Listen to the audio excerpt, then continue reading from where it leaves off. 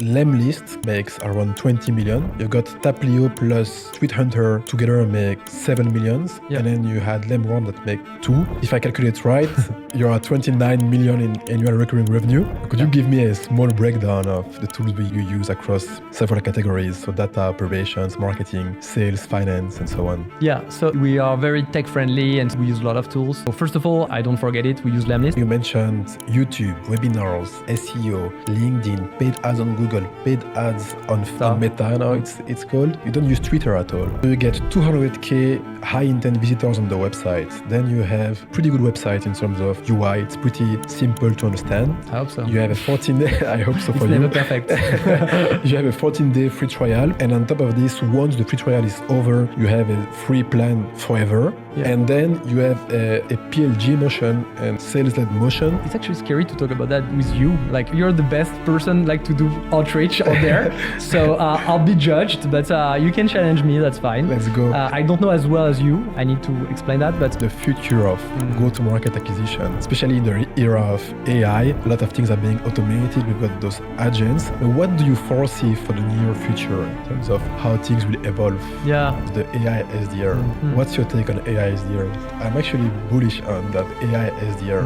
I'd love to meet someone who is happy with the AI SDR.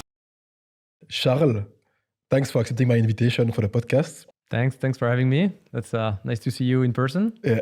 So actually I have a first question, maybe outside of the scope of the podcast. And so you've been at lemlist for a bit under 2 years. Yeah. You started as the COO of the company. Now you're the CEO, but we haven't seen any announcement on LinkedIn or nothing. Is an announcement coming soon?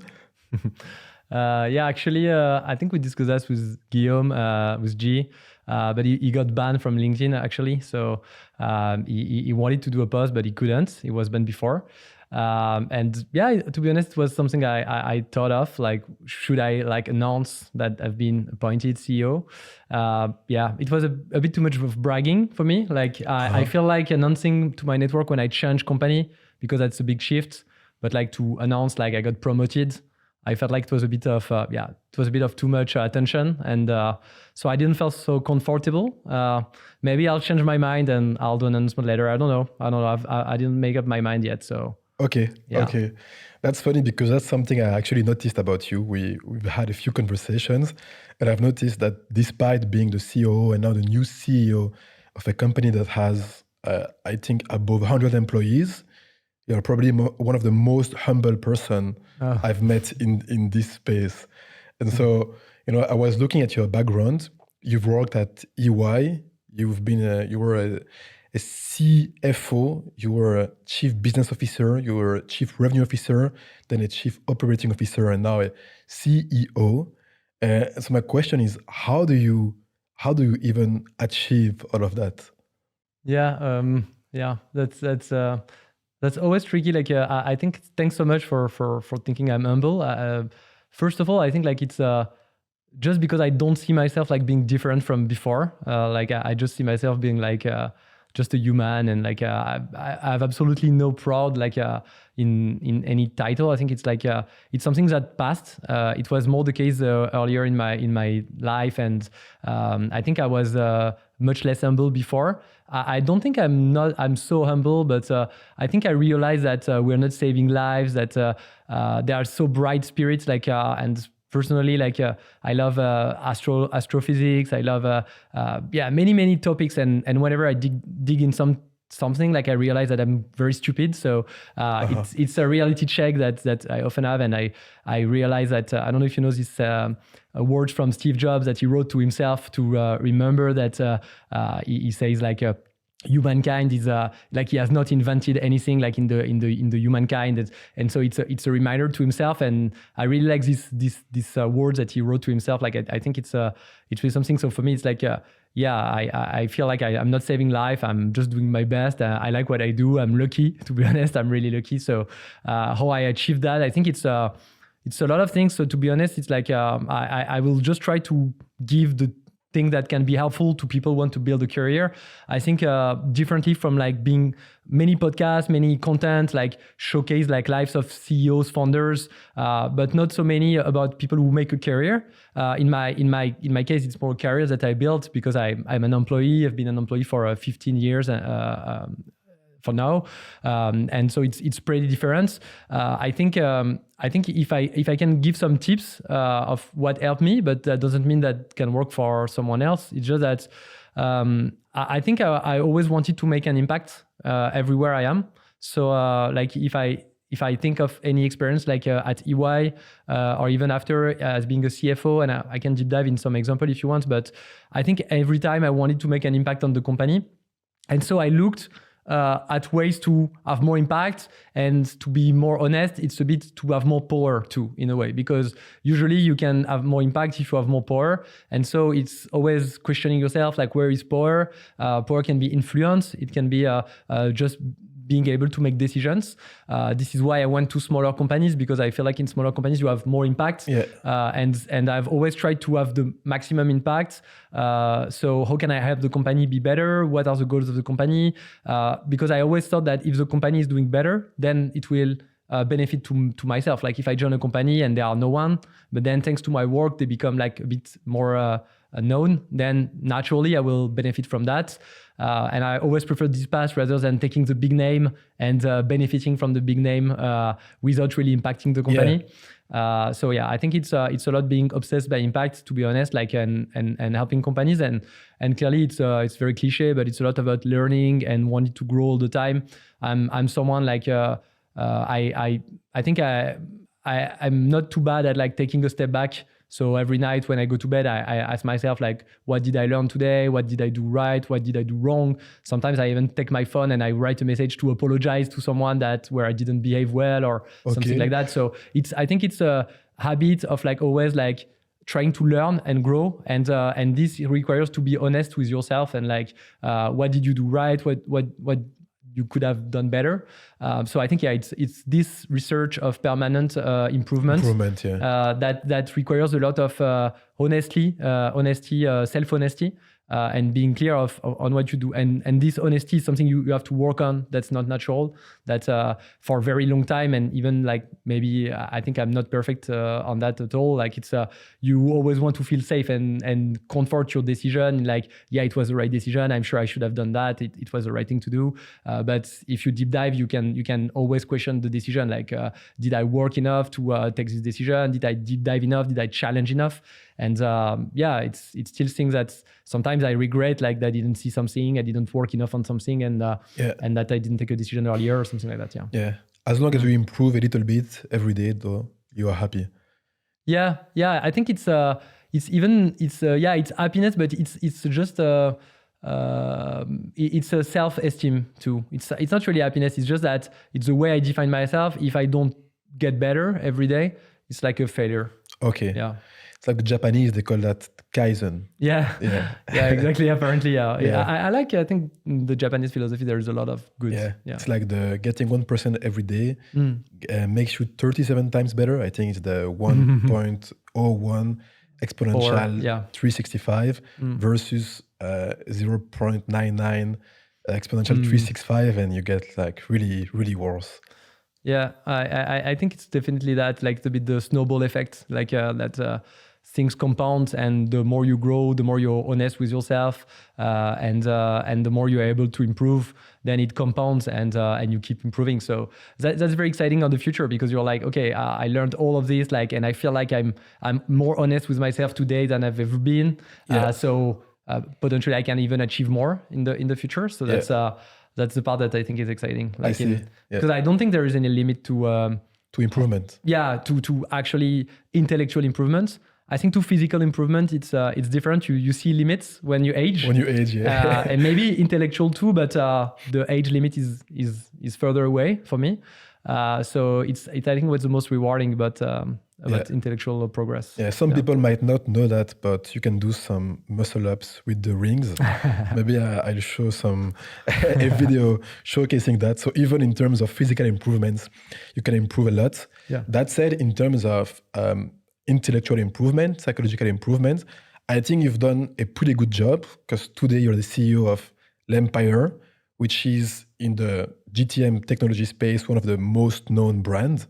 And one thing about Lempire is it's a bit confusing because it has several products. And so could you describe a bit what is Lempire and what you do? Yeah. First of all, being the CEO of Lempire, it's just there is one person who believes in me. It's Guillaume, and maybe he's wrong to believe in me. So it doesn't mean like any type of value. It just means that someone believes in me, and that's enough in this case. So I think it's important to put things into perspective. But thanks a lot for the good description of Lempire. So yeah, Lempire is an umbrella brand. So there is no product called Lempire itself. It's just the brand name. And within Lempire, we have 5 products that are in 2 different areas. There is one area around personal branding. We have 2 products around personal branding, which are called Taplio and Tweet Hunter. And these products, they help people to grow their personal brands, one on LinkedIn and the other one on Twitter. Taplio is LinkedIn and Tweet Hunter is Twitter. It's X, actually. It's X now. Exactly. So yeah, it's 2 products. So they make roughly 7 million in annual recurring revenue. It's pretty much 25% of the company in revenue. Okay. On the other end, we have products that are more around like prospection and sales engagement. So the main product we have is called lemlist. It's a sales engagement platform. So it helps salespeople to automate their task and to book meetings and generate qualified meetings. And we have so it's the biggest one. It does roughly 20 million ARR, 22 million, something like that. And then we have Lemwarm, which is it's kind of a feature of Lemlist. It's a tool that helps to improve deliverability in emailing. Like deliverability is really important. I'm sure you know that. Yeah. And so Lemwarm was one of the first products available to warm up a mailbox and monitor deliverability over time to ensure that your email they end up in the primary inbox and not in the spam. And it's doing roughly 2 to 3 million, but it's difficult to really measure because we have bundles with Lemlist. And then the last product is called Lemcal. It's a scheduling tool, a bit like Calendly, but you can personalize a bit more. The booking page is a bit, you can make it a bit more sexy. And that was the initial pitch. And it's a product that's mostly free. We don't monetize it too much. The idea is just to offer a free product that has roughly 5,000 users today. Okay. And what's the goal with this free product? It's to get as many people in the funnel, and then you can upsell them later on the paid product. So yeah, so that's a great question. And actually, I must be honest with people looking at us. Like we have claimed being like a multi-product company for a while, and actually, I think we are seeing the limit. So I wouldn't be able to say if it was the fact that having too many products is difficult or just that we are not good enough to execute on multiple products. But in the last 2 years, we've been saying like we are a multi-product company. Recently, we have made a shift in the company. We are refocusing on 2 different areas. Okay. The main reason is it's very difficult to execute very well on a product when you have 5. Notably at our size, if you consider Google, the number of products they launch and fail, and there are like 100,000 people. So we are 100 people, and we are limited in number of developers because we are very demanding. So it's difficult for us to hire lots of developers. It takes time to onboard them. We are very, generally speaking, the mindset of the company is a lot about like talent density. And so we are rather small team than a very big company. And so it requires to make, trade-off when you want to have focus. And we realized that doing 5 products was a lot of defocus and very difficult to execute very well on each product. And so after a while, it was heartbreaking because we love like creating new products. We have always new ideas, and we always want to go to the next shiny stuff. But it's not what we need to do. We are at the age where we need to be a bit like a more mature. And so we've built the company. We split the company into 2 main business lines. One is around personal brand. The other is around sales engagement. So the general idea is to regroup like Lemlist, Lemwarm, and Lemcal into one suite. Okay. That's around sales engagement. And Taplio and Tweet Hunter remain 2 separate products, but they will be managed by a standalone team of 10 people, for which we are hiring a general manager. And the idea is that we have like a very small startup of 10 people operating on a standalone, and the 90 other people in the company operating on the sales engagement market. So people can be more focused in the day-to-day. Okay. So you mentioned that lemlist as a standalone product makes around 20 million. Yeah. You've got Taplio plus Tweet Hunter that together make 7 millions. Yeah. And then you had Lemworm that make 2. If I calculate right, you're at 29 million in annual recurring revenue. Yeah. Is that the case at the moment? Yeah, it's exactly the case. Yeah, it's accurate. Okay, and in terms of countries, what are your best markets? Yeah, so we sell online. So it's what we call PLG, so product-led growth. So basically, you can buy online. You just visit a website and you create an account. You put your credit card. So it's very easy to distribute worldwide the products. So I can give you like a very strict breakdown, but basically it's like the US is the first market for us. It's between 30% and 35%. Okay. Then we have Europe that's certainly accounting for 50% in total, but or maybe a bit less. French is quite a big market because we are based in France, so we have naturally been known there. It's around 25%.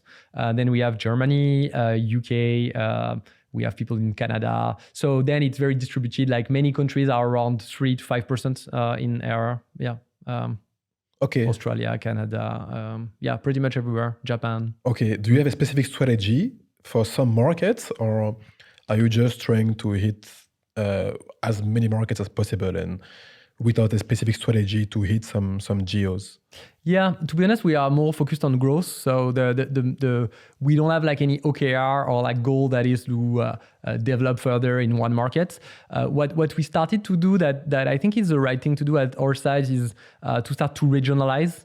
Actually, it was triggered a lot by talking to Pipedrive, and apparently they were able to unlock a lot of growth when they started to regionalize. So they went pretty far because they opened like offices in different countries in Europe, translated the app, translated the content. So we don't want to do that because as we're a very agile, small team, we want to be as little people as possible. And so opening lots of office where you have to hold an accounting, etc. It's a lot of like admin pain. So our mindset is more like to find a middle ground, which is like translating the app, translating some content. And so we've done that for France and Germany. So now we have 3 languages, and it's still pretty early. We didn't translate everything, but it's the sense of the story to next year continue to regionalize, to open new language like Spanish would be the next. So yeah, it's a sense of the story. It just requires like lots of organization to orchestrate all these translations in app and in the blog and websites. Okay, nice. So something I'm very curious about, since you make roughly 29 million in annual recurring revenue, is the tools you use to run this company. Could you give me a small breakdown of the tools you use across several categories? So data, operations, marketing, sales, finance, and so on. Yeah, so I'll certainly forget many. We are very tech friendly, and so we use a lot of tools. So first of all, and so I don't forget it, we use lemlist. It's better to mention. We don't use a competitor. You actually use lemlist. Yeah, we use lemlist. We use lemlist, of course, for our sales rep. This is one of the reasons why we launched a sales team. We didn't have any sales team before, and we are seeing a lot of traction on like a bit larger accounts because historically we serve emerging and small business, and we're seeing traction in like mid-market, so companies between 50 to 1,000 employees.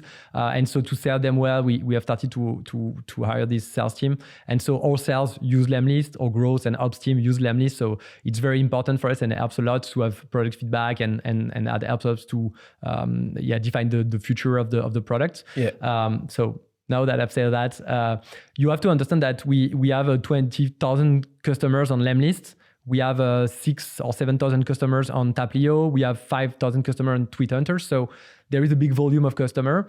And because we're PLG, the general DNA of the company is around it's a lot around data. So first of all, there is a production data, what we call the app data. So user database that comes from the product and the billing and the management of the users. So the product data itself, like the database is a source of data we use.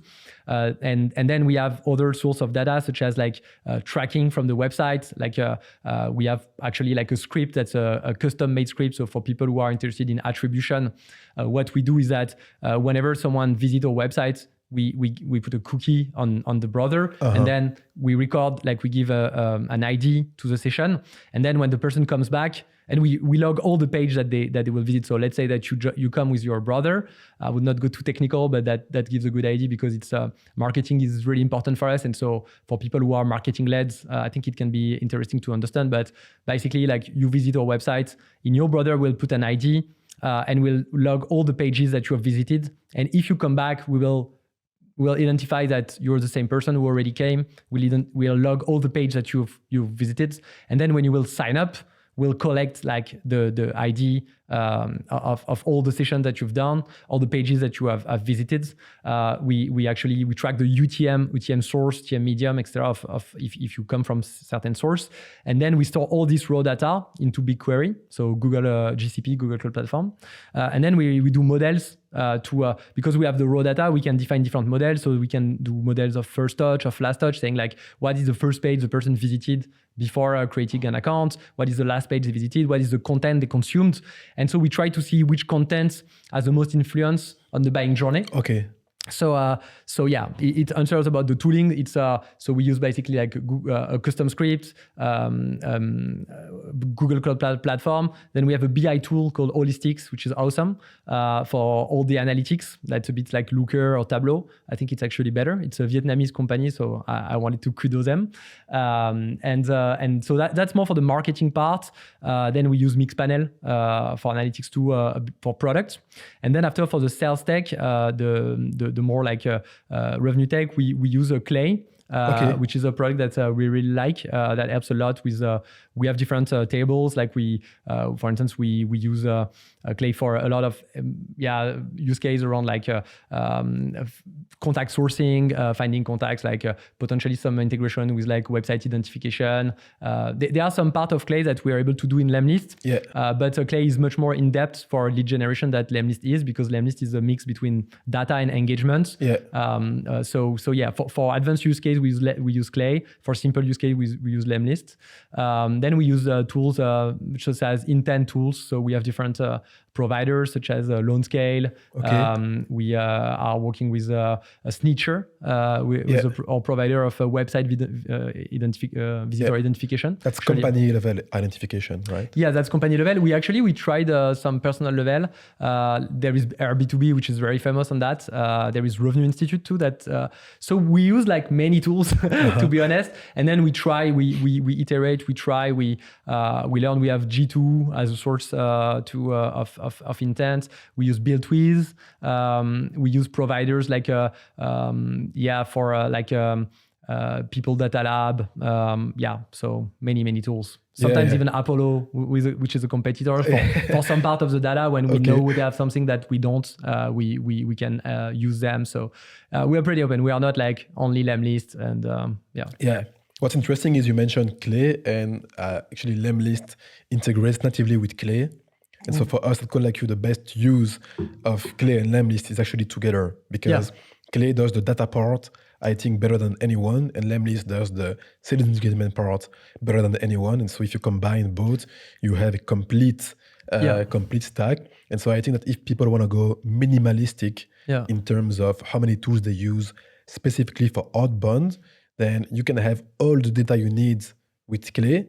And with lemlist, you can reach out to like as many channels as you want. I mean, I'm saying as many channels. I'm saying LinkedIn, email, plus calling.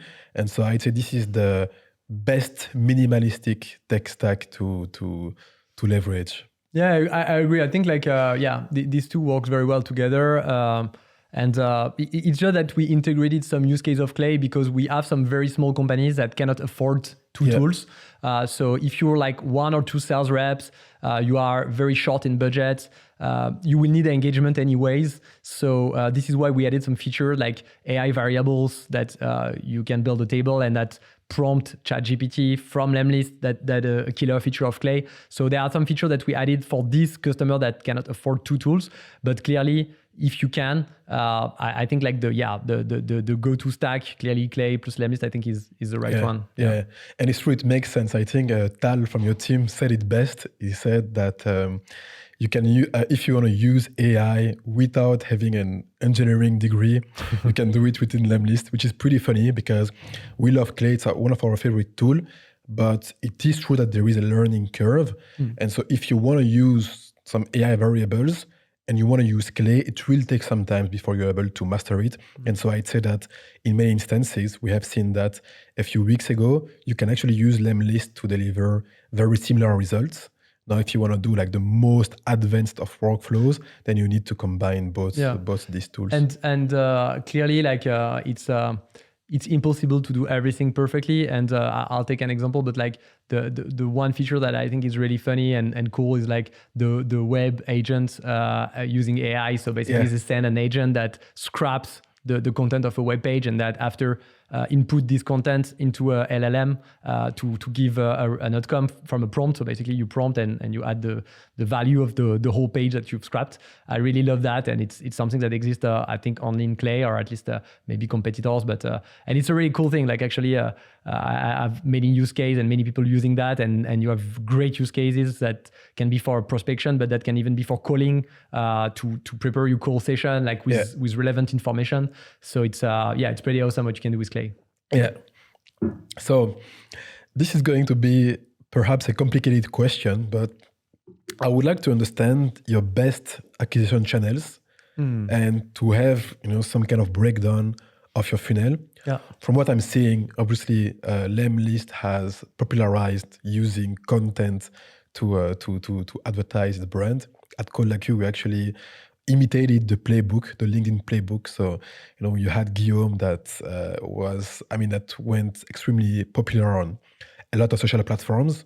Unfortunately, at the moment, we don't see him on LinkedIn. He managed to get banned, I think, 3 to 4 times. And every time he would grow to 50K, 60K followers. Mm-hmm. That said, I know you have several other people in the team. You yourself has 18K followers. I know you have Luca that has 50, 60K, something like this. You've got Kevin with 70, 80K. I know Tal has 30K followers. Roxana has 50K, 50K as well. So obviously, I know that content is huge on lemlist. That said, I would be very curious to understand your best acquisition channels and then how it funnels down to acquire customers. Yeah, so clearly, and it was before I arrived because I joined a bit less than 2 years ago. And clearly the company was bootstrapped, so they never raised money. It's profitable, it has always been profitable. And I think definitely content has been a key enabler to grow in a profitable manner. Yeah. I think Guillaume has this natural gift, like say, having genius of being able to create proximity at scale with people. Yeah. Actually, when we see what people write to him, like it's crazy. Sometimes there are people in love with him, like people like being obsessed, listening to all these podcasts. And so he has this like genius zone that is not always reproducible, to be honest. Like I don't think like anyone can be G. It's not true. Like he is a genius in a way in that. I think he's not really likable also. You see him talk and then he's smiling in the podcast and so on. Yeah. It's like you want to be friends with him almost. Yeah, but he's like in real life. Like everybody asks me like when they meet me and they say, you work with Guillaume, how is he in the real life? I'm sure he's a bad guy in reality. He just fakes it. And I'm like, no, actually he's like that all the time. So he doesn't have to fake it. I think he's someone like he's positive. He's always positive. He's always smiling. He's like that. So he's not faking it. And I think it's important to understand that I can explain the playbook, but I think it's important that people don't think they just have to imitate. I think there are many ways to create a company. I've been in many successful companies. I've been at Scalo, I've been at Botify, I've worked for Spendesk, and I'm advisor for some companies that are very successful too. So they, for instance, if you take, I don't know, like Scalo, Kitri, she hates like being in public and speaking to people, and it's another playbook. So you don't have to imitate. What's sure that Guillaume Genius Zone was to do content. The general mindset was we provide value with no bullshit. When many people do like boring corporate content, there was he created a sentence called like B2B doesn't have to stand for boring to boring. That was actually funny. And he always genuinely cared about users and really helped them being very interested in their problems. And I think this created a lot of proximity and ultimately the brand, because then after there is word of mouth, there is community, people speak about lemlist, they love Guillaume, so they trust Guillaume, so they will try the tool, even though the tool was really bad at the beginning. Yeah. They were still loving it. And actually there are stories, I will not mention the name, but there are even people who were advocating lemlist, and Guillaume realized that they were not even using the product. So they were lying, like they were saying like, I use lemlist, I love it, na. And the guy actually never used it. So it's crazy, like how people are irrational and what has been able to create. And I think what they have been really good at, and I say they because was not here, it's like Guillaume helped and they have a lot of merits, but like Luca, Kevin, Roxana, they worked a lot to build their personal brands. Each one found a niche. So Roxana was about like marketing, content, so very sharp articles, a very sharp post on LinkedIn, very sharp, very well written. Kevin was built things around cheat sheets. The cheat sheet guy. Yeah, the cheat sheet guy. So he built actually something that people remember of, that's singular. Luca was a lot about workflows, automation, Google Sheet add-ons, etc. So they all worked very hard. Like they were working over the weekends to prepare their articles on top of their normal job. And so it's true that after there was this quite big audience, because like when you have 4 people who have like a large audience, it compounds and grows. And now it changed a bit because like I think they post much less. Maybe they have some kind of fatigue. Guillaume has been banned, so it's cool that Tal has been posting, and Tal has been growing very well. So we still have some presence on LinkedIn, but I think it's much lesser than what it used to be. Guillaume is actually not able to do it anymore. Sometimes they go back a bit, but it's like there is less of this. But I think it was enough to build the brands. And so if you look at our acquisition channel, you'll see that organic, meaning like SEO, but mostly in SEO, we often split between branded and non-branded. So branded is people who type actually lemlist. Yeah. Lemlist, when I joined, was like 95% of the branded traffic. So 95% of people like coming from Google. The website were typing lemlist. We're typing lemlist. Okay. And so for us, it was a challenge to...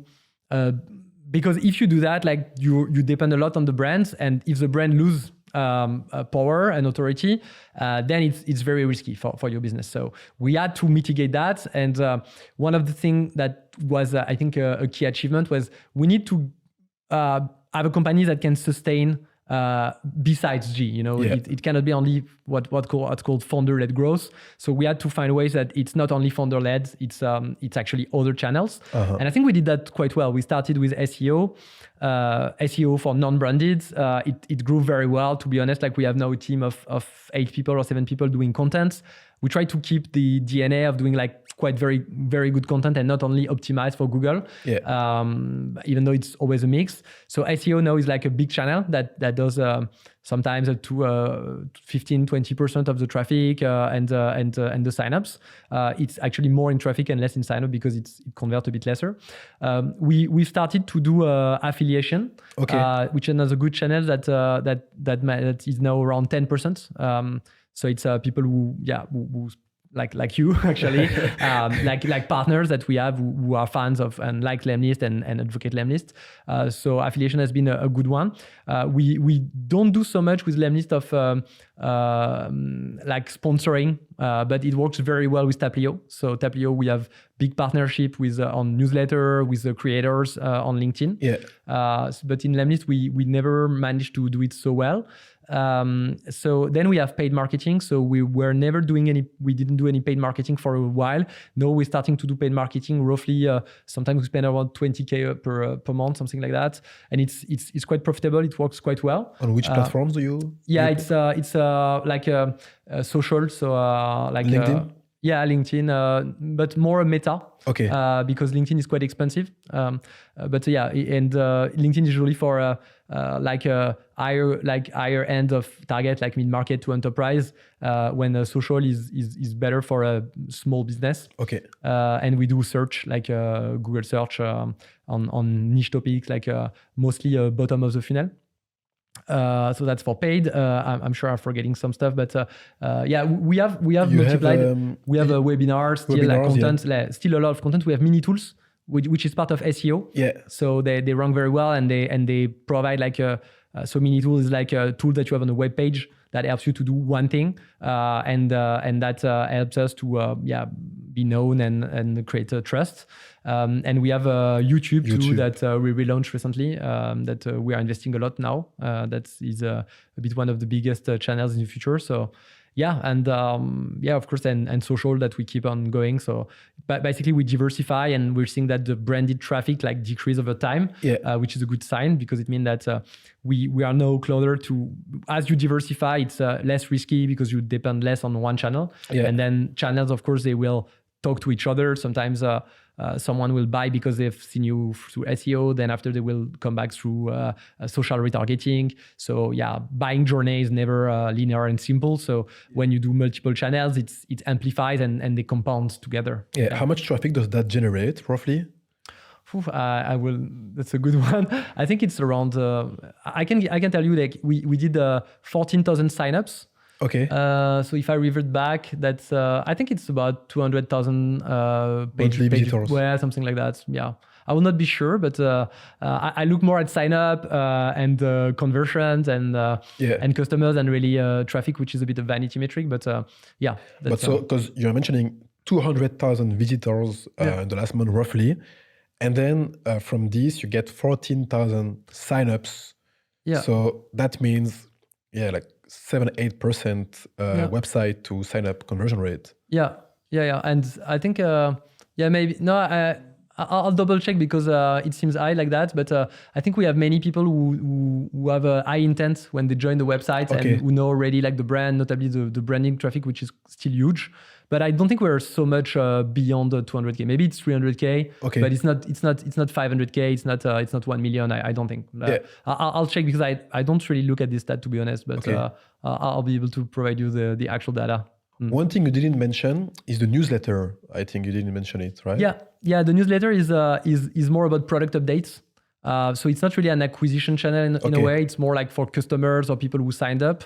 And we try to actually clean it to not like we stop the pray and spray, like type of newsletter where you try to have more and more people in that and with a very low open rate. And we try to clean the newsletter when people are not active for a while and keep it very focused towards people who are engaged and interested in the product updates. But it's not really an acquisition channel. It's more an activation channel and a way for us to promote new features. Okay. So in terms of top of funnel, you mentioned YouTube, webinars, SEO, LinkedIn, paid ads on Google, paid ads on Facebook, on Meta now it's called. You don't use Twitter at all. Twitter? No, we don't use Twitter, to be honest. Like, I think it's more like because actually I didn't mention that, but Twitter Hunter, we bought the company from someone who was more a Twitter person. I don't think we have so much knowledge, to be honest, internally of Twitter. Okay. So that may explain that we never really use it. Actually, we're sometimes considering doing ads, and I think they removed that on Twitter anyway. So I think that's why that solved the issue. So So no, we don't really know Twitter, to be honest. No. Okay, I see. So you get around 200K monthly visitors, and then they go to your website. Now, in terms of, because you have a pretty good conversion rate in terms of signups, how do you do it? How do you get to 7-8% conversion rates? Yeah. So first of all, let's remember that I'm not sure at all. Like of the 200K, might be the wrong numbers, but maybe that's 300K to 14,000. How do we do that? That's a great question, and I don't think I can really answer that. I think like naturally the brand has been quite strong, and so a large share of the traffic knows lemlist. Either they already used it in the past, or they have someone who mentioned and recommend lemlist, and so they already know. I think we have a lot of this traffic that has high intent naturally. So that explains I think a lot. One thing that's really interesting, and it's actually something I saw. It's like conversion rate. The more you grow, the more naturally conversion rate will decrease. Yes. Because if I take this thing like in the reverse way, the best way to optimize conversion rate, it's to make it more difficult to do the previous stuff. Yeah. And if you make it more difficult to sign up, you will increase the conversion rate of sign up to paid, because you will filter people who are more motivated. If I ask you 50 questions before you can sign up, I will decrease the number of signups, but I will increase the conversion rate of sign up to customer. Yes. And so naturally, when you grow channels, you have overall, you will decrease conversion. And this is what we have seen over time. Not necessarily traffic, because I don't really monitor these stats, but I can give you, for instance, sign up to customer. In the past, it was 35%. Now it's more around 15%. So, yes. But it's something that was a concern for us for a while. But actually, we realized that it's mostly because of the level of intention and level of motivation that you have people joining the funnel. And when you start to do ads, retargeting on Meta, you have people who are just curious. Yes. They create an account just to see what it looks like, but they are not highly intentional. And when you are early stage, usually you have more people who can be highly intentional. So I think as you grow, it's pretty natural to have these kind of effects. Yeah. One thing also you have is you have a 14-day free trial, if I'm not wrong. Yeah, that's true. And so I'm assuming that a lot of people, just because it makes it easy to just try the tool, I think you don't require a credit card for the 14-day sign up. No, we don't. And actually, we even now have like what's called a reverse trial. So for a very long time, it was only like you create the account. It takes 1 minute. You have access to the full platform for 14 days. You see all the features. And then after the 14 days, the platforms becomes gated, and you have to put your credit card to still access the product. Okay. Since like 6 months, we have implemented a reverse trial because we have launched a free offer. Basically, at the end of the free trial, you revert it back to a free offer. So you still have access to lemlist, but on the free plan. And the free plan is basically a lot around data. So you cannot use campaigns for now, but you cannot really send emails with a free plan, but you can have free phone numbers, free emails, free verified email. You can use a Chrome extension to import people from LinkedIn and find their email on LinkedIn directly. So it's a product that we have for people who want to stay on a free plan. Yeah. Do you see a lot of people who convert months later? So they started the free trial, and then like they didn't activate it, and then 3 months later, then they end up paying? Yeah. So here we don't have so much. It's still early, so we don't really measure it very, very closely today, because I think we did that maybe 4 or 5 months ago, to be precise.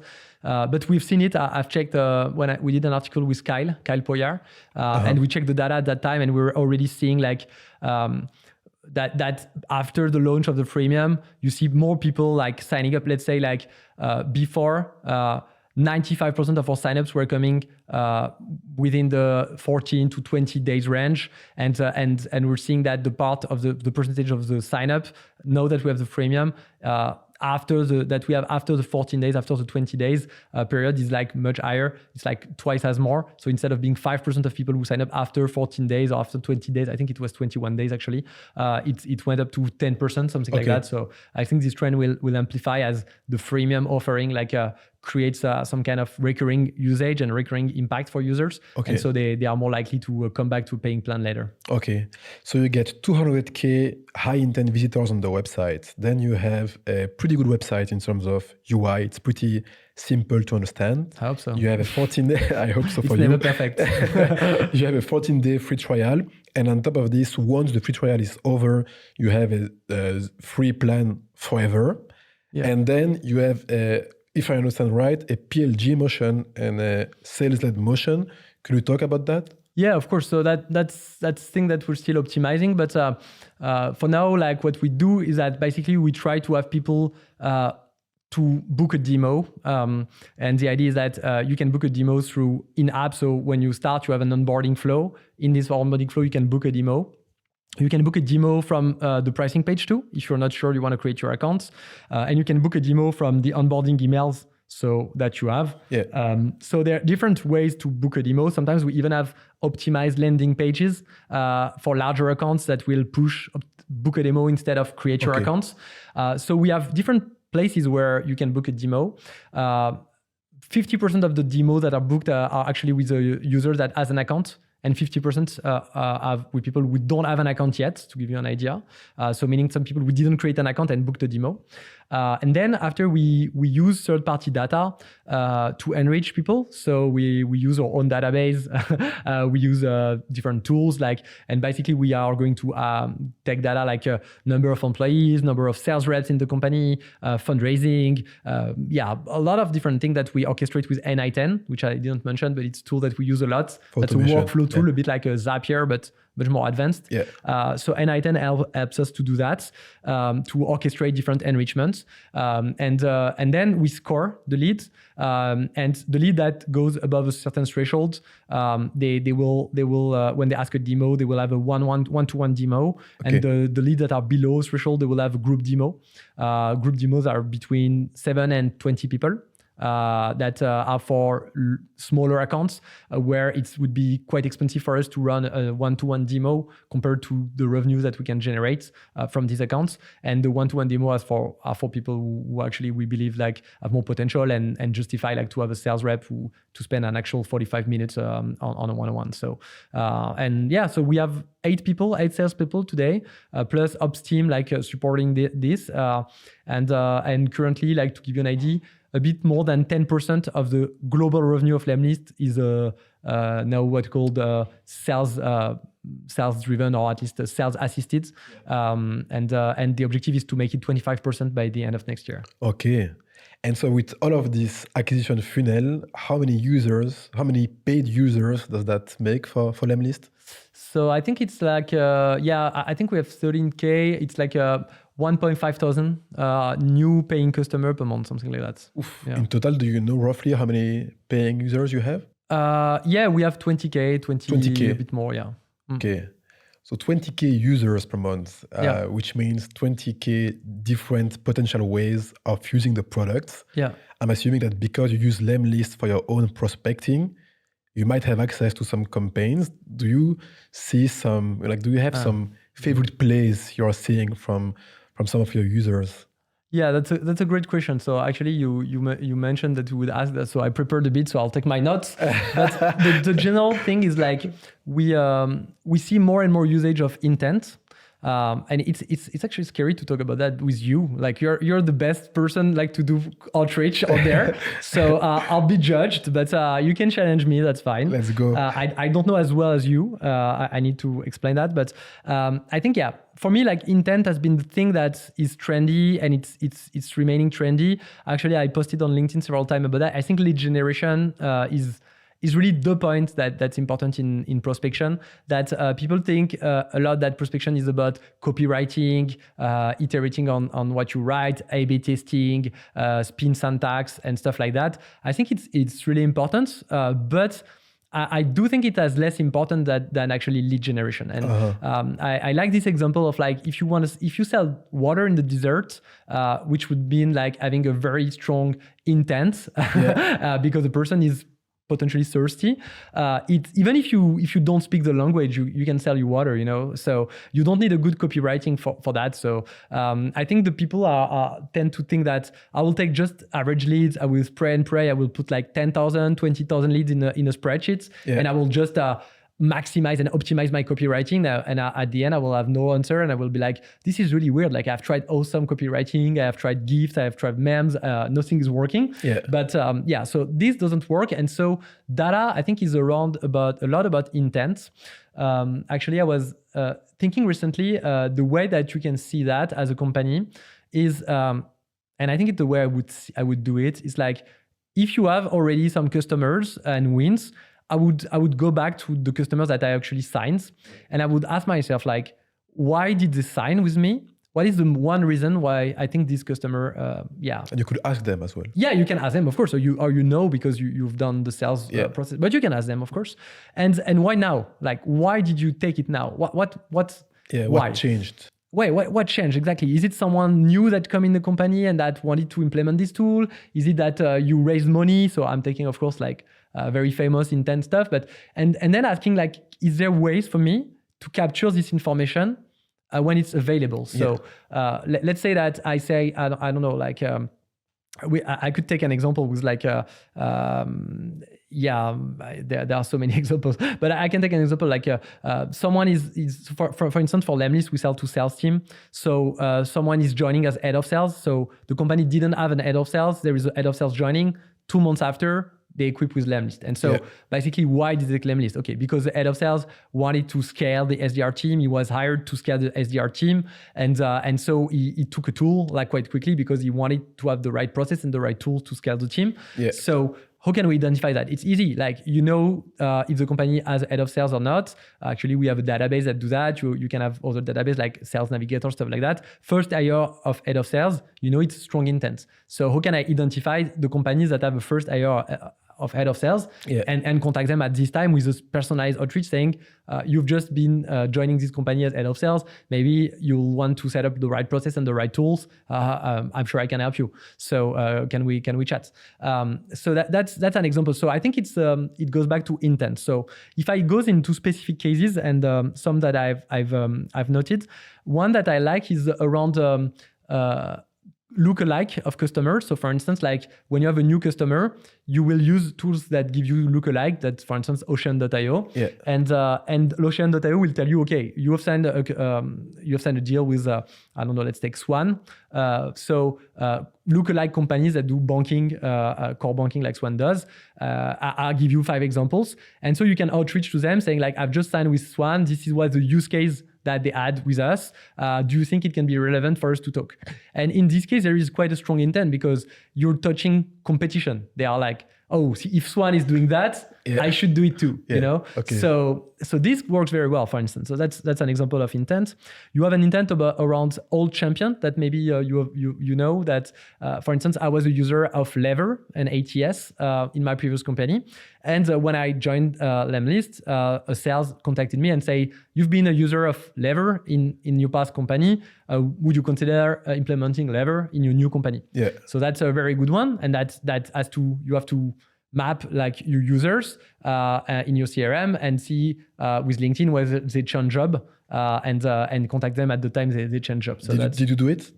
Yeah, we do it. Yeah. So the person that reached out to you after you changed jobs. Yeah, we have Lever. So they made it. So it actually worked. Made it. Okay. It was a great one. So we have a proven strategy here. Yeah. Okay. Yeah. Of course. Then we have, I know many ones. I will give one that I really like is Alan is doing that, and I think it's really smart. So they use Clay, I think it's a Clay alternative, but the idea is the same. So basically they identify, so Alan is a health insurance company, health benefits. And so they have many offerings around like wellness and so what Mary-Hélène does is that she identified different websites like where there are articles about companies around, for instance, a financial statement, public communication, and so she scraps automatically.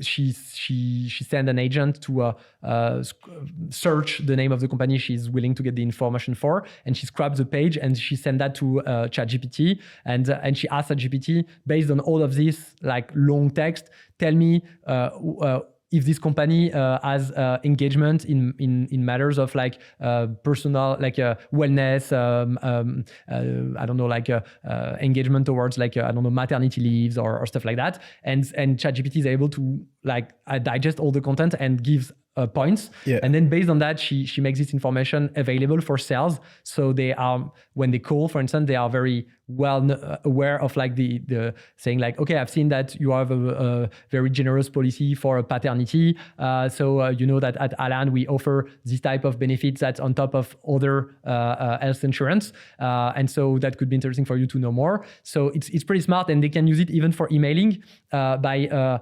inputting all this in a template of email and making the email unique, thanks to AI. So it's pretty cool. Yeah, that's very custom. It's really, I mean, you mentioned ChatGPT, but it's really the idea of deploying AI agents and then like look at some specific information. Do they have this? Do they not have this? And then use this as a basis for deciding to reach out to people, to companies or not. 100%, exactly. So that can be, as you say, that can be used for scoring, 100%. So it's a mix of like having the information and using the data for scoring and for prioritizing accounts. Yeah. And I think there are a lot of innovation around engagement. So we launched a feature called LinkedIn Voice Note that allows to send LinkedIn Voice Note, and it's very popular for sales team. Yeah. We have it's a feature that it's not so much used. Only 10% of the users use it, a bit less, but the retention is huge. So people who use it, they use it over time. So I think they see a lot of value. Yeah.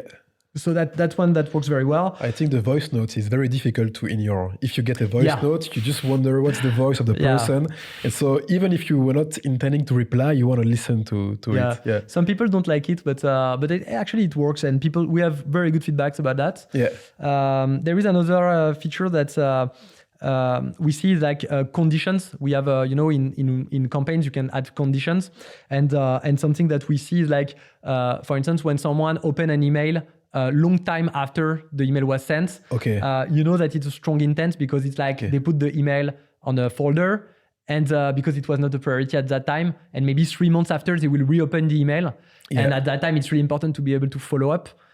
So there are a lot of workflows like that around like automating campaigns and using conditions in the campaign because this can provide a strong signal that the topic is becoming interesting for your buyer. Yeah, I like this one. Typically, it's not random. If someone opens an email, say 4 months after you send them the last one, they're essentially looking for it, and so something is about to happen. Clearly, it's the right time to call, right? Pick up the phone, and so if I summarize more in terms of like general practice in terms of engagement, I think like I don't know if you will agree, but first of all, I see shorter campaigns than in the past. When I joined, it was highly recommended to do like 7 steps, stuff like that. I think we go towards shorter campaigns, maybe around 4 steps, something like that, because I think mostly for a reason of like deliverability protection, to ensure that people do not put you in spam and to not tag your emails as spam. And I think when you're sending too many follow-ups, people have more tendency to put you into spam, and then it can harm your deliverability and reputation. And I think calling is something that we're seeing like still it's not fully automated, but I think like calling is really coming back. Personally, if I send this, I think that we're seeing like more and more people willing to mix like email, LinkedIn, calls. Of course, it will depend on the score of the leads. You will not necessarily will call all your leads, but for the highest score, the most interesting one, we're seeing like more and more teams like wanting to go back to call, and that's why we are developing features around calling in lemlist. I like that. So in summary, you mentioned high intent and various channels. So, underused channels. Because I think I would tend to agree with you. Email is a bit overused in the sense that now everybody is using some tools to spam their whole market. Calling is difficult because you actually have to do the calling. You cannot automate it. I mean, at least right now. And when it comes to intent, it actually shows some research. And I like your analogy about the dessert. It's the same idea as this famous advertiser, Gary Halbert. And he asked his students, if they wanted one advantage for whom would sell the most burgers. And also he asked, like, what advantage do you want? I can guarantee you that I have one advantage that will beat all of you. And so some say, I want the best tasting burgers. Some say, I want the biggest ones. I want the best sauce. I want the ones who smell the best. And then he says, the only advantage I want is a starving crowd. And people who ate broccoli the previous day. And just want to do cheat meal. That's a good one. Or went to the gym and want some comfort food. Exactly. That's potentially a good one. But it's the same idea, right? Water to the dessert, you could sell that to anybody. Well, nice. It's a great one. So I think because we mentioned the top plays from lemlist users, we mentioned your own acquisition channels. And one thing I would like to discuss is the future of go-to-market acquisition, especially in the era of AI. A lot of things are being automated. We've got those agents. What do you foresee for the near future in terms of how things will evolve? That's a great one. It's actually very, very difficult. I think it's a question we ask ourselves every day. I think like it's difficult to really foresee what's going to happen because like the AI is so big, like it's difficult to ignore it. And for sure, it will deeply change a lot of things in the revenue stack. So yeah, if I try to break this down, if you look first at the past, it doesn't mean that it's going to be the future, but if you look at what happened in the last 3 to 5 years, I think there was this negative flywheel where it's been more and more commoditized to get prospection data. So prospection data has become cheaper. People have realized that they need to limit themselves to 100 emails per day. So what they have been doing is that they have been creating like cold email infrastructure that I'm sure you know. Yeah. So okay, data is cheap. Agencies have because their customer asking for results. So the easiest thing to scale is volume. So how can I scale volume? So I'll create more domains. I'll create more emails. So I can basically spam, and because prospection has become cheaper too, there are tools that offer unlimited almost ability to send emails, which is not our positioning. Then what you see is I think the global volume of email for B2B prospection, I certainly increased by maybe a factor of at least 50, maybe 100. So it's clearly something that happened for me in the past 3 to 4 years. And it came to, the question is is it going to continue this way? To what extent? What is going to happen with ESPs like Google, Outlook? Will they be able to deploy AI agent that will be able to filter out emails? That's a big question. And it's a bit a negative flywheel because you do more volume, because data is cheaper, so you can do more volume. So because you do more volume, there is more competition. So because there is more competition, there is less replies. Yeah. And so because there is less reply, you do more volume to offset the decrease in the replies. And so the industry is killing itself in a way. Eating itself, yeah. Yeah. So where does it go?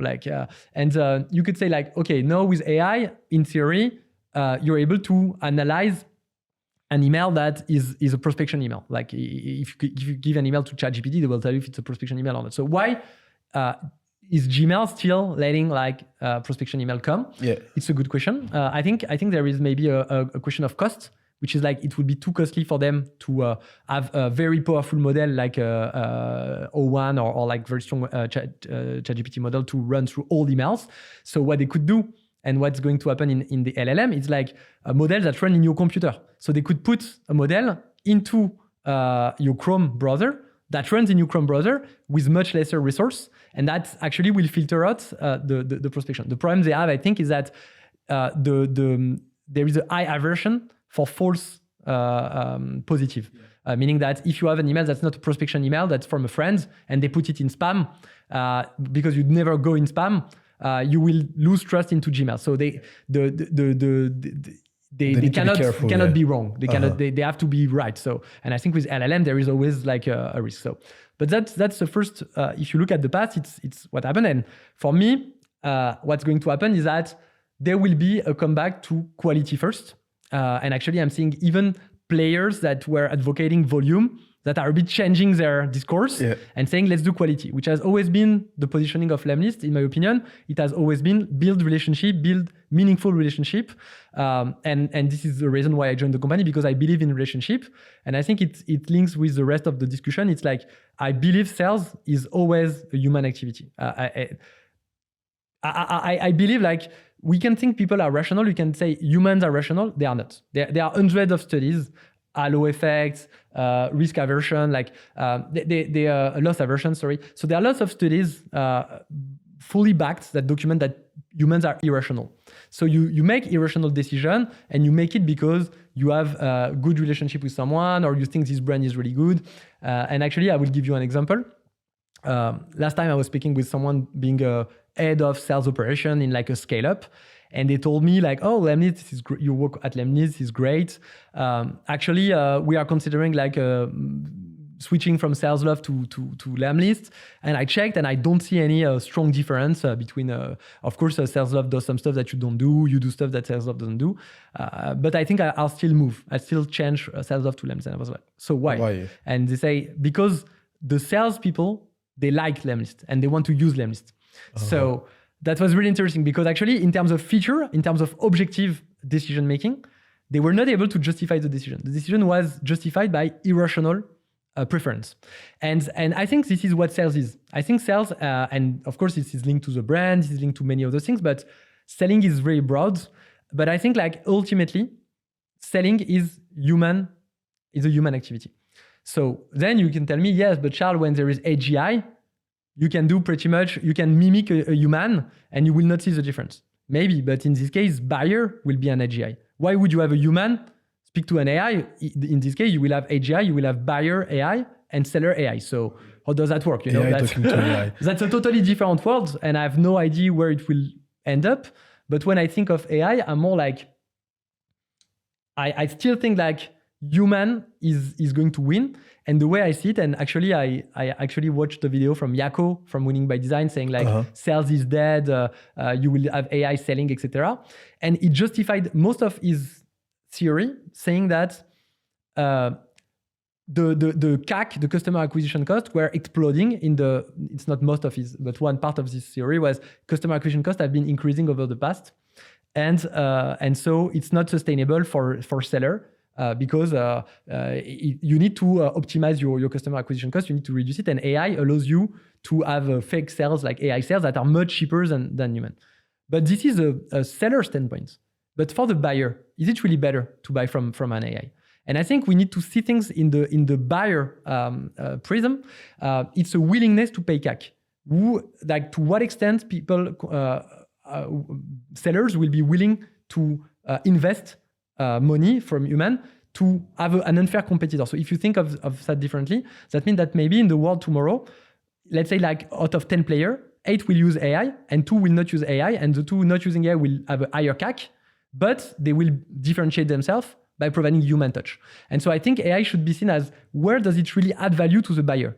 And if you think of that, it's being available 24/7. So what I see as the AI in advantage towards human, it's 24/7 availability. So if I want a demo, if I ask, I can have an AI now, or I can have a human in 2 hours. Okay. So what do I prefer? And same for support. If I have customer support, do I want an AI now or do I want a human later? I think this is the main trade-off. And I think this is why I don't see AI versus sales. I see more like a mix of both, where for part of the buying journey, you will want an AI to have some information about capabilities of the tool, about are you able to do this, how do you compare for that? But for the transfer of belief and the negotiation and really the conviction part, you will still need a human. So it's a complex topic. There are many areas, so not very structured, sorry. But it's pretty much the way I see it. So the way we consider AI for lemlist, and then we can speak about prospection itself and AI SDR too. But I think it's really like, for me, it's like a co-pilot for sales. With, of course, some activities that you can replace by AI to improve the human touch points, but not replace them. And for the sales itself, I think it will be like a copilot, like you have for developers, you have Microsoft Copilot or Cursor. It will be something that helps the sales prioritize being more efficient, and that instead of having like 3 sales, you will have 2 sales, but they will be much more efficient thanks to AI. But they will still be in charge of like creating connection with prospects, transferring their belief in the product, which is so essential in my opinion for sales. Yeah, I see. It makes a lot of sense. Like this idea of I want to talk to some humans, so I'm ready, or I'm willing to wait. So like there is a cost for the buyer because they cannot buy directly. But then for you as a seller, it's this idea of I'm willing to invest more money, but I think that this human touch probably will actually improve my conversion rate. And over the long term, then I will potentially win because I'm the one that provides the best experience, the best buying experience. Exactly. For me, it's like, it's really, it's important. It's exactly that. It's like optimize for the buyer experience. Don't optimize for your cost. Because ultimately it's a buyer, it's a competitive, like the thing we can see is that software itself, or generally speaking, like all industries, but software is very impacted.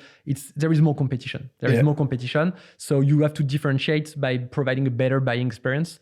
And ultimately it's all a matter of there is more competition. The CAC are increasing because there is more competition, because it's easier to build software. And so if you, because you have higher CAC, you invest less in your buyer journey and you deteriorate the buying experience, you are just killing yourself for the next 10 years. And so it's, for me, that's pretty much like people should see AI as a way to provide a better buying experience and not solve their problem of like reducing their CAC. And all the CRO will be like, I need to reduce my CAC. I need to replace my sales with AI now because I have troubles like I'm burning too much cash. They will all disappear in 5 years. Maybe they will optimize in the short term, but they will all disappear. I think it's how do you optimize the buying experience? How do you mix AI with human? And it's exactly the same as PLG. It's like one of the way to have touch point. PLG is a way to let people try your product by themselves. And AI is a way to get information about a product. For me, AI will be more comparable to a website. Okay. The websites are more and bigger. There are lots of pages. I don't know how many people actually visit all the pages, all the resource. Then if you can speak to an interface that answers your question like with a natural language, it's much easier than navigating through a website. And so I see more AI as a replacement of websites rather than a replacement of sales. You know?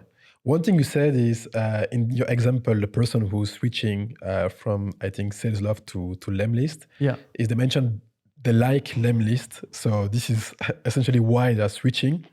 And one thing I would say is AI cannot create likability for a brand. I don't think so. Maybe one day when you are not able to differentiate human from machine, but then it creates question of like, let's take an example. Like tomorrow you can do AI calls. Actually, you can already do it, but let's assume that tomorrow it's really, really strong, like instantaneously, and you cannot differentiate a human versus a machine. That has so much big question about. Imagine the volume of calls that will be that will happen you will receive calls all day long. Because machine can just basically call all day. So is it something that's sustainable for the just the world, you know, the civilization? Is it how do you do? And then you will ask question, are you an AI? Will the AI lie or will the AI tell the truth? So that creates question around this too. Like, is the AI allowed to lie? You know? So it's this type of question. So I think this is so deep when you start to picture it, to do a mental exercise of like, that it's really difficult to know what it looks like, because it basically the barrier to entry to volume is coming to zero. So you can, of course, there is computing cost and you might not be able to do that. But in theory, it goes to marginal cost zero, meaning that you can do infinite emails, infinite calls. So there is absolutely no more way to actually speak to someone, and that creates like big question around like how you kids will be able to join you, you know, in the middle of all these calls. So one thing that's solving that is that, I mean, at least in the US, they are banning the prospecting calls with AI. So I'm assuming that because Europe is usually stricter in regulations than the US, that it should be banned as well. I think at the moment you can do AI calls if there is some opt-in, so the same way you do email marketing and not cold email marketing. So but then you have a regulation and you have people who follow the regulation or not. And we're seeing like the number of frauds, the number of people not really following the regulation that will ask other problems, because I think like things that are forbidden are still done every day. That's true. That's a tough topic. On another note, one thing that I'm actually bullish on, that very few agree with me on, is the AI SDR. So I think that it's not ready today, but when I see how much AI evolves and how better it is at crafting messages, I actually think that some are almost, you know, better than the average seller. So my theory around the AI SDRs is that I think that the best human sellers will always outperform the best AI SDRs, just because there is this idea of, I don't know, like there's the human creativity, the human brain that's able to do some out-of-the-box thinking and come up with some very creative prospecting ideas. That said, I think the models are improving to a point where AI SDRs have their place in the market. And when you look at, you know, the investments going in sales tech, you see that some companies are being heavily invested on. What's your take on AI SDRs? Yeah, I think the first thing I'd like to say is that I'd love to meet someone who is happy with the AI SDR. I've looked for that, because actually, like at Lemlist, it's a question we have, like, do we do an AI SDR? We can do it. We have data, we have engagement capabilities. We could do an AI SDR and pretty much quite quickly. The problem is that I don't believe in it now. Okay. And I'd love to see someone that actually like was happy with AI SDR. So if someone listened to this podcast and tells me like, I have used an AI SDR product and I was happy with it, so please reach out and show me. Send him a message, Charles at at lempire.co or LinkedIn. Yeah. But yeah, I would love to actually meet people who are happy. And I've actually chat with people who use them and they all discontinued the service quite quickly after 2, 3, 4 months. So that's the general like state of what I'm seeing today. And when I try to understand why it's not working, so first of all, I agree with you, is that if you take someone who is average on doing, for instance, copywriting, you can have an AI do as well as this, potentially even better with the right prompting than 80% of the people. So you can, I agree that today, I think with the right prompt, you can do an AI that does better than 80% of all customers at lemlist, but very far from doing as good as your team does as an agency and as all the best growth people do. Yeah. The problem is that this extra quality is where the results happen, you know. So that's if you do an average, it's actually the extra effort after like the average. It's like when you actually do something that's really good that you really get results. So in this world, because it's competitive, and so doing just as a bit better than everyone is not enough. Okay. So in my opinion, I think the problem with AI SDR, but maybe I'm wrong because I've never done an AI SDR. It's the data part, because again, like let's say that tomorrow you want to sell an AI SDR. And I'm sure you know that as you run an agency, there are lots of different businesses. Each business is different.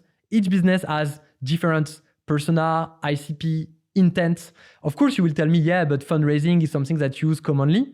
Yes, but fundraising is less and less good with time because most people use it, and so it loses value. And on top of that, fundraising data, okay, you can access it at scale, but that's one thing. So I think the general problem is the data. And when you look at who gets the data in the world, it's actually the person who has the biggest data is Apollo. Apollo has the biggest database of like data with people data, email data, phone, their intent data. They have the biggest database. That's it. They are the one who build themselves on this. And I don't even think that they are able to build an AI SDR that's so good because the ISDR to work should mean that any companies that come, you're able to find relevant leads that have an intent for them. So I take Scalo, for instance, we sell to restaurants. So it's easy to do as an example because we did mostly cold calling, but we sell at restaurants. Tomorrow, if I buy for an ISDR product, good luck to find a restaurant address in France. Okay, maybe you are able to scrap Google and give me some numbers, but I don't really believe so. You will do spray and pray, and ultimately it will just create more volume in the spray and pray part, which I don't think is sustainable. So this is, for me, this is the main missing piece. I do think like for copywriting, even you can do better than most people. And of course, with AI improving, you will be able to do certainly something that comes close to what you guys are potentially able to do with human. I don't think it will ever be perfect as a human can do, but it will come close. But for data, I have really very big issues thinking of when I look at the complexity of the workflows that a company builds around CRM, So yeah, I don't really see it. I think the way and why people are bullish on AI SDR, it's first because there is a PMF. And there is a strong PMF. But why there is a PMF? If I tell you, just give me money, I will give you customer, everybody buys. Like that's true. It's like, give me money and I will give you the perfect body. You buy, right? If you don't need any effort. So then the question is, are you able to offer this? Am I able to give you the perfect body? Give me $2,000 a month and I will keep you in shape. You have nothing to do. You buy, right? I would, that. Everybody buys that. But then are you able to do it? Are you able to deliver on this? So for now, I don't see the promise being delivered. I see. Will it happen? But I think so. One thing you said though is you said the data is difficult to find, and you mentioned the example of Scalo. So that would mean that if for some industries the data is easier to find, then the AI SDR could be viable. Yeah, for some industry, and that's why most AI SDR are sales-led and not PLG. That's why you cannot really online self-onboard because they will have your sales like qualify you and pick you and say, okay, in your sector, I assume, I don't know, but I assume like if you're selling to HR professional, they will tell you, okay, we have already a database of HR, we have some comparable customers, so we are able to serve you. Okay. I think what they are today is service disguised as software. So for me, they are agencies. Actually, they are competitors of agencies, more than competitors of software. Yeah. And what I think they do is like they have this huge PMF and this huge promise, which is, give me money, I will give you customer, which everyone want to buy. So there is a strong PMF and strong willingness to pay for this.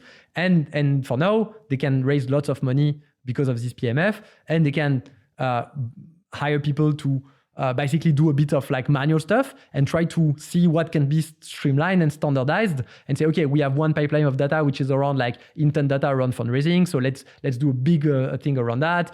So I'm sure they have different streams and they organize this and they try to mix this manual process into something that's more automated, with the end goal being like everything is fully automated. So will they manage to do this? I have no idea. I think it's still difficult to foresee.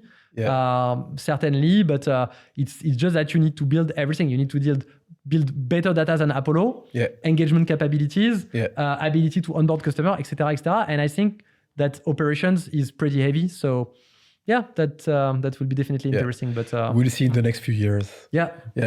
So that was actually my last question. I don't know if you have something you want to add to this conversation. No, I think we pretty much covered everything. I think like the vision we have is like I think the more things are automated, the more things are streamlined, the more like quality and human touch will make a difference. So personally, I want to bet on this. I don't think that there is a future for fully automated interactions unless there is AGI and we sell through AGI, we buy through AGI, we basically mandate AGI to decide our lives for us. But in the world that I know today, I believe in like human relationship. I believe in people like trusting each other, and so this is why we're building lemlist for being a co-pilot for sales that will not replace sales, that will make them better. And I can give you an example. It's like tomorrow you have a list of companies that are on your watch list. Then someone visits your website. You have an alert that says, oh, they visited your website, and you can have an automated message that you can decide to push, or you can decide to call yourself, or like you can decide to rework the message. So I believe it more this way, like being like something that really helps you everywhere in the process, that gives you, okay, you have signed this customer, so we find something that's similar that can be interesting for you. I see AI like that. I see AI like the co-pilot of the sales, and it's my bet. And maybe it will actually replace fully sales, but it's not a world that I will buy in.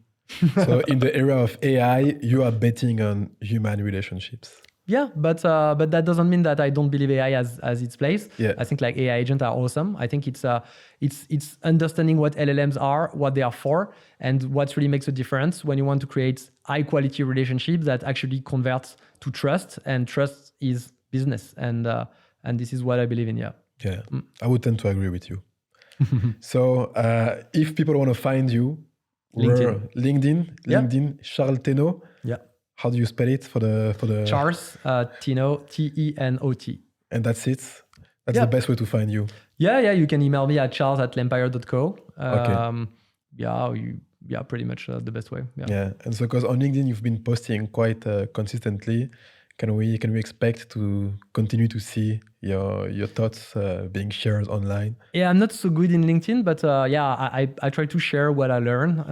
So I'll continue to do that. Yeah, because you talk about a lot of topics. I mean, as the CEO, you obviously have a lot of topics to handle. Yeah, I like focus, clearly. Yeah. No, I speak about like marketing, product, leadership, management, company building. So I can choose. Like I like all these topics. So So if you want to hear about how the CEO of lemlist will scale lemlist to above 30 million, you follow Charles Tenot on LinkedIn. I follow him. It's pretty good content. Thank you so much. I like it. Every time I see on my feed, I press the like button, and that's it for today. Thanks for Thanks for coming. I mean, thanks for coming to your own office for the podcast. That was awesome to have you. Thanks so much for I was honored to be your invitee. And thanks for the good question, Mish. And talk to you soon. My pleasure.